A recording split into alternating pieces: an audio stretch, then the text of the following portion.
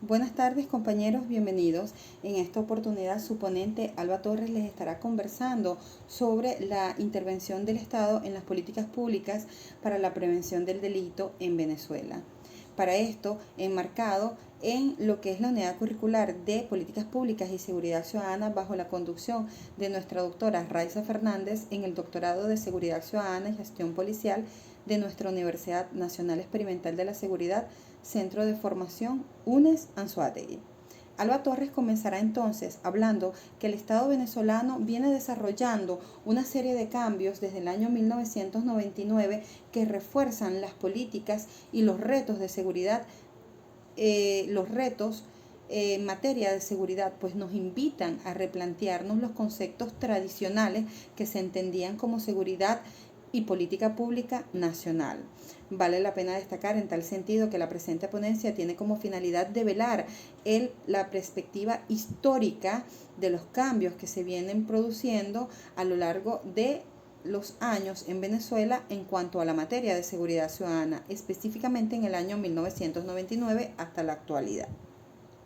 Hago mi inicio haciendo hincapié sobre la aclaración de la distinción que se debe tener sobre los términos de seguridad y defensa, resaltando entonces de esta manera que la seguridad y su política pública obedece o está encaminada a lo que es la protección de la población ante las amenazas que se tengan internas sobre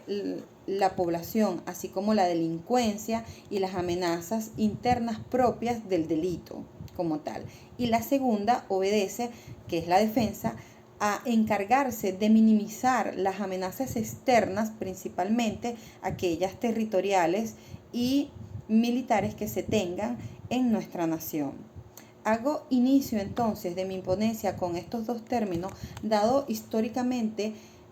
a la yuxtaposición que ha existido en ambos enfoques, resaltando que en el pasado se venía observando que el Estado venezolano, el uso de la fuerza militar para el mantenimiento del orden público en el país. El recorrido histórico que presentaré a continuación precisa que las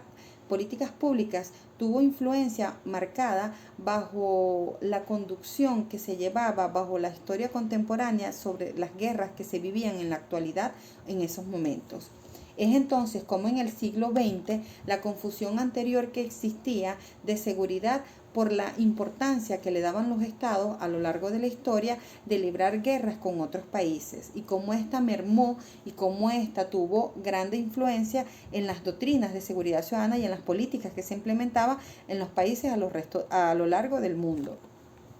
La relación incluso entonces ha obligado a muchos analistas entre estos dos términos a relacionar la historia de la seguridad con la historia de la guerra. Esto obedece entonces a los momentos históricos de guerra que se vivía para esos momentos por nuestra sociedad y que dieron forma al belicismo que ayudó a configurar entonces una nueva doctrina de seguridad ciudadana influyente en el país que respondía entonces a la llamada doctrina de seguridad nacional, la DSN, que se implementó también en el Estado venezolano. La DSN continuó mermando en gran medida las mentes civiles y militares que eran las encargadas de las definiciones de políticas públicas en la seguridad ciudadana. Hago esta aclaratoria porque la realidad nos hace pensar que los tópicos como la llamada cultura de la violencia están influenciados por los antecedentes de la guerra civil y que estos fueron llevados según lo considera también Adorno en 1965, luego de la Segunda Guerra Mundial. Es entonces como la guerra define la forma más amplia posible de ver el uso de la violencia física por parte de la entidad política sobre otra para la intención de un objetivo, incluso el del orden social. Es importante destacar que la humanidad y su historia ha estado íntimamente ligada a la historia de la guerra y de este modo en guerra se han librado los momentos más despreciables de la humanidad, como es la sangrienta conquista de América Latina, así como el holocausto de los judíos y las explosiones nucleares desarrolladas sobre Hiroshima y Nagasaki. Deben admitirse entonces de esta forma que la guerra, en especial en el occidente del mundo, fue lo que permitió como factor principal crear la influencia De esta forma, entonces, dichas acciones anteriores desarrollaron y reflexionaron diferentes enfoques que se utilizaron en circunstancias específicas para desarrollar escritos como el Sun Tzu, doctrinas como la de Maquiavelo y las de von Clausewitz, que dieron el principio filosófico más importante que se establece para las doctrinas de seguridad ciudadana. Debo de resaltar que una de ellas más importante es el Sun Tzu, que es el del Dao, que es el considerado como el camino para lograr la verdad, el camino de la vida. En este principio, el autor nos da como un objetivo que la guerra es la búsqueda del camino de la vida. Es decir, que se debe de mantener estados de guerra para poder llegar al camino de la vida, que es el camino de la verdad. En este principio se da la dominación de interpretar la transformación indefinida bajo el control y dominio que se inmersa en los territorios y las poblaciones. Es entonces, por tanto, cómo se senda el objetivo del individuo en la humanidad de alcanzar la anhelada armonía con un estilo, si se podría decir, de guerra, de poder y de dominio sobre las naciones, que fueron las que marcaron las políticas públicas, en este caso, en la antigüedad. Otro autor que se le sumó a lo que son las políticas públicas de seguridad ciudadana fue Maquiavelo. Este mismo nos aborda, aunque de una forma poco aconsejable, el uso de la fuerza para aplacar las rebeliones internas y las expresiones de descontentos en la sociedad. Es decir, que se debían mantener los clásicos de guerra para poder lograr el orden y el dominio social. Esto es una diferencia muy importante porque para analizar la doctrina de seguridad ciudadana podríamos decirles que las mismas se basaban en mantener una guerra interna incluso en las poblaciones. Este factor nos permite a nosotros ver cómo Estados Unidos, incluso desde su humillante experiencia con los 21 estados de América durante la guerra de Vietnam, influenciaron bajo las fuerzas guerrilleras inspiradas en la lectura del Sun Tzu y por las del Mao